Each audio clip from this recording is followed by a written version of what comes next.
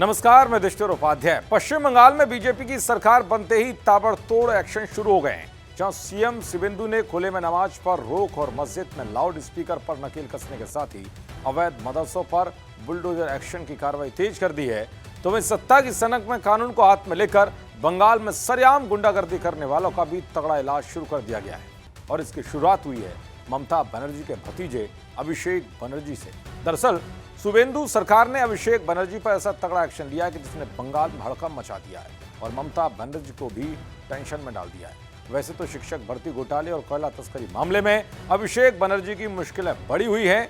ED और CBI लगातार शिकंजा कस रही है, लेकिन इसी बीच शिवेंदु सरकार में उनकी एक और बड़ी मुसीबत बढ़ गई है, जो उन्हें कई साल की जेल करा सकती है। चलिए आपको बताता हूं कि किस मामले में ममता के भतीजे की मुश्किलें बढ़ी हैं। दरअसल वैसे तो बंगाल में प्रचार के दौरान कई नेताओं ने तीखी बयानबाजी की थी, लेकिन कई टीएमसी के नेता ऐसे भी थे जिन्हें घमंड था कि उन्हें सत्ता में आने से कोई नहीं रोक सकता। इसीलिए उन्होंने सारी राजनीतिक मर्यादाएं लांघते हुए खूब भद्दी और भड़काऊ बयानबाजी की। इन्हीं नेताओं में से एक हैं ममता बनर्जी के भतीजे अभिषेक बनर्जी, जिन्होंने केंद्रीय गृह मंत्री अमित शाह को धमकी देते हुए कहा था कि अगर वो अपने पिता के असली बेटे हैं और उनके अंदर हिम्मत है तो 4 मई को बंगाल में रुक कर दिखाएं। इसके अलावा अभिषेक बनर्जी ने शाह के लिए अपशब्दों का भी इस्तेमाल किया था, लेकिन अब इस मामले में अभिषेक बनर्जी बुरी मुसीबतों में फंस गए हैं। भड़काऊ भाषण देने के मामले में कोलकाता के क्राइम पुलिस स्टेशन में अभिषेक बनर्जी के खिलाफ एफआईआर दर्ज की गई है। इसमें केंद्रीय गृह मंत्री अमित शाह के खिलाफ की गई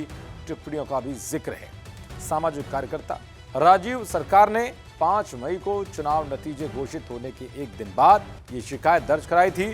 शिकायत दर्ज कराते हुए आरोप लगाया कि अभिषेक बनर्जी ने 27 अप्रैल से 3 मई के बीच आयोजित की गई कई चुनावी कार्यक्रमों में भड़काऊ टिप्पणियां की। आरोप लगाया गया कि इन भाषणों से आपसी दुश्मनी को बढ़ावा मिला और सार्वजनिक शांति भंग हुई। इसमें यह भी लिखा गया है कि केंद्रीय गृह मंत्री अमित शाह को भी धमकियां दी गई। इनमें से कई धाराएं गैर जमानती, जो दंगों के लिए उकसाने, कई समूहों के बीच नफरत फैलाने और गंभीर धमकी देने से संबंधित हैं, जिनमें 7 साल तक की जेल और जुर्माना दोनों शामिल है। इस शिकायत में अभिषेक बनर्जी के विवादित बयानों के वीडियो और लिंक भी प्रमाण के तौर पर सौंपे गए हैं। यानी कि सत्ता के नशे में चूर अभिषेक बनर्जी ने जो कुछ भी किया, अब उन्हें ऐसा करना भारी पड़ता दिख रहा है। एक तरफ घोटालों में एक्शन तेज हो गया है, तो दूसरी तरफ शाह को धमकी देने के मामले में हल्टर चल गया है। अभिषेक बनर्जी नतीजे आने के बाद से ही टीएमसी नेताओं के निशाने पर हैं।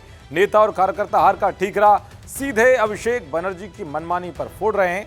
ऐसे में अभिषेक बनर्जी चारों तरफ से गिर गए हैं। अब देखना यह होगा कि आने वाले दिनों में बंगाल के अंदर शिवेंदु सरकार क्या कुछ एक्शन लेती है। देखते रहिए जी न्यूज़। नमस्कार।